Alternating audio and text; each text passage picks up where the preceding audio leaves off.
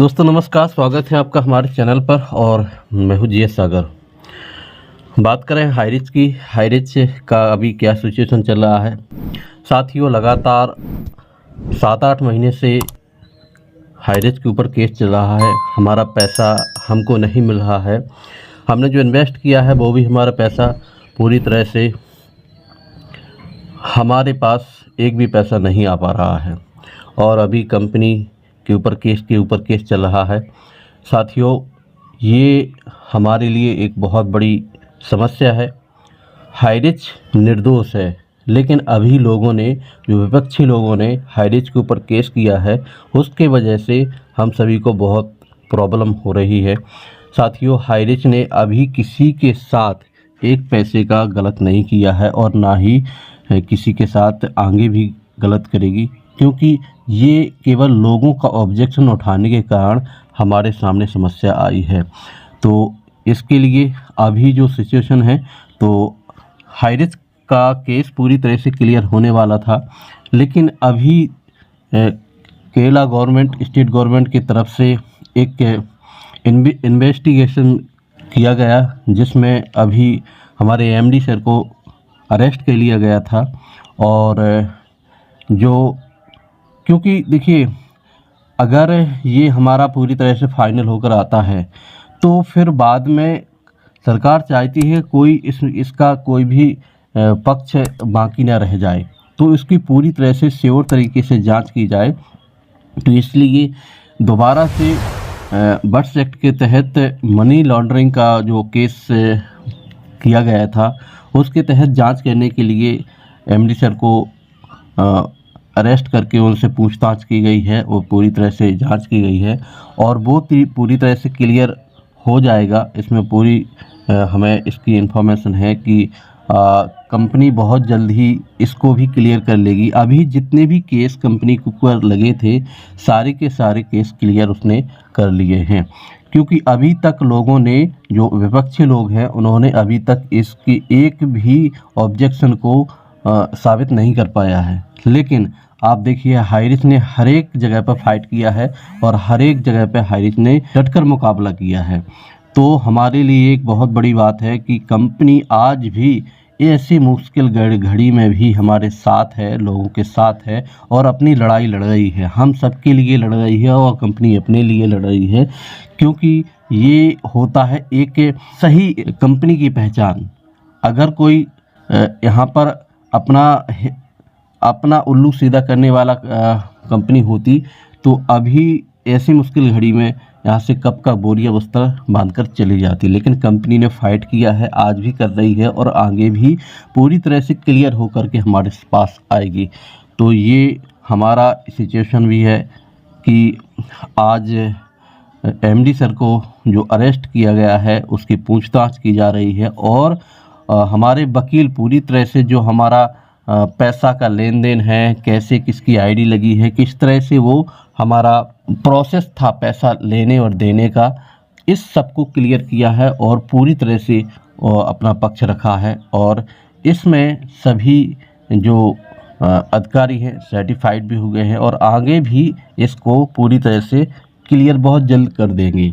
तो आज हमारे लिए यही है कि हम अभी तक हाईरिच के साथ थे, 7-8 महीने हो गए, और आगे हमारे लिए बस यही है कि थोड़ा सा वेट और करना पड़ेगा हमें, लेकिन कंपनी ज़रूर वापस आएगी, जल्द वापस आएगी। तो इसके लिए बस हम सबको थोड़ा सा इंतज़ार करना पड़ेगा, क्योंकि देखिए, जब कोई लड़ाई होती है, जब कोई केस किया जाता है किसी व्यक्ति पर, बहुत लंबा प्रोसेस होता है। लेकिन कंपनी ने अपना जो केस फाइनल किए हैं, बहुत जल्दी किए हैं और उसको क्लियर आज कुछ समय में होने वाला है। हमारे लिए बस इतना ही है कि हम थोड़ा वेट करें और कंपनी तत्काल वापस आएगी। आइए, हमने अभी अपने लीडर से बात करी है, तो उन्होंने इस संबंध में क्या बातचीत की है और किस तरह से हमारे कंपनी का सिचुएशन है, उनकी बात भी सुनते हैं।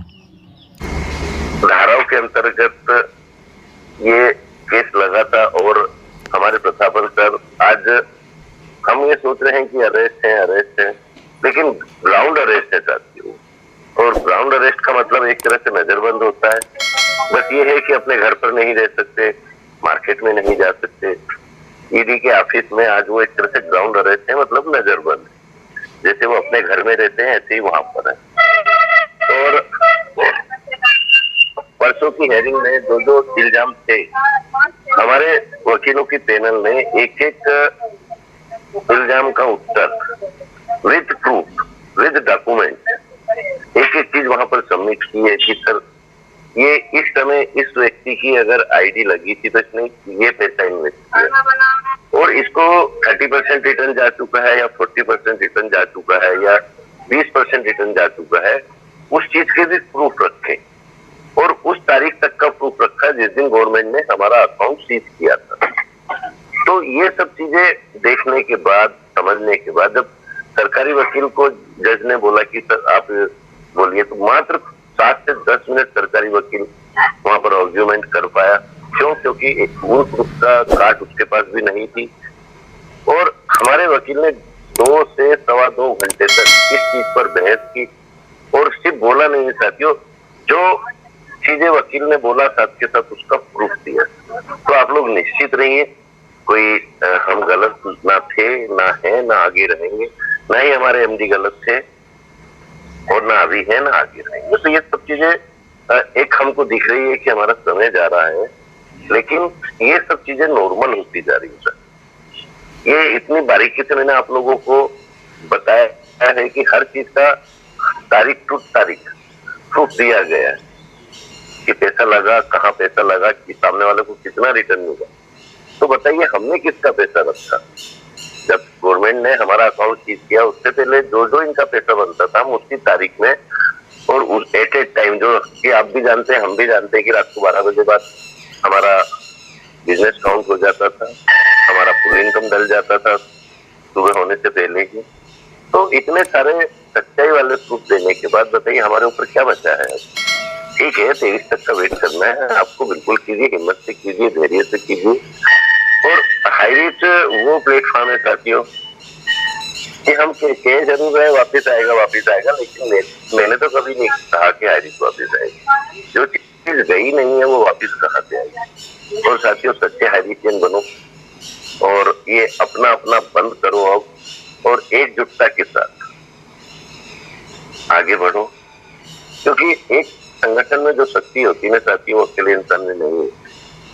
तो इसी आशा और उम्मीद के साथ मैं मेरी वाणी को विराम दूंगा। Thank you.